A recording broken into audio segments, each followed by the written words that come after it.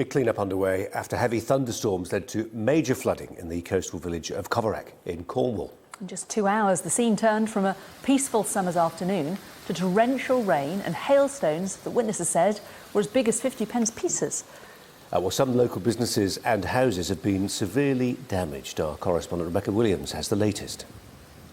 Today, of course, the clean-up begins. You can see this shop behind me. They've taken out all the carpets, a lot of the stock. In fact, pretty much all the stock has been damaged. We saw them coming out with that earlier on, and certainly very emotional scenes here.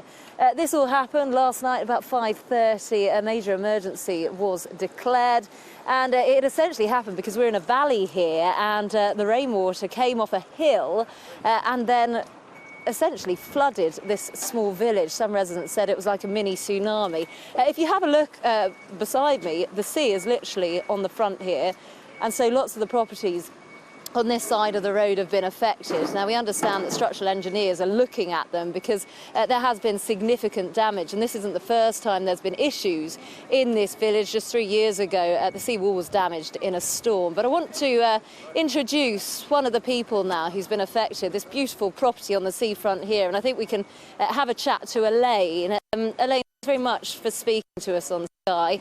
Just talk us through the damage that you've got in your property. Well, basically the water came through the back pantry window and straight through the house. The fire brigade had to break the windows because they didn't know if anybody was in the house. But it went up to 5'6" inside, so everything on the downstairs is ruined. And I don't think we can salvage anything because it's mixed with sewage and sand and mud and silt. So it's not pretty inside, I'm afraid. And I mean, the fact that you live so close to the sea, have you been flooded before? We have. The streams come sort of up, but it's always been sort of clear water that's come through, and only just on carpets and things. We've got like a flood sort of survival system where if it comes in through the little sort of back vents, the old underground back vents, it comes through the front, but we've always had it tiled now. So, but yeah, this is the mother of all floods, I think. And you and your husband seem very philosophical about things, but absolutely devastating for you. And, of course, people in the village who've been, we've seen them crying naturally, as they would today. Well, we're very lucky that this is our little holiday cottage we let out for family and friends. So we don't have to come back to this tonight. But people that do, oh, God, I mean, it's not pleasant in there. It's not nice. So, yeah, we'll see what we can salvage and go from there.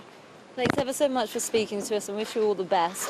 So there we go, we've got the human element and the implications of the flooding here. You can see on the roads that people are still coming in, trying to help people with the clean-up. There's been so many people here, you can sense there's a real community spirit, really, if you like. But so many properties affected. In fact, I think there's about 50 affected here in total. And 2 elderly people had to be airlifted to safety late last night. So now everything is gearing up to the clean-up. But of course, this is a community, a village which relies on tourism.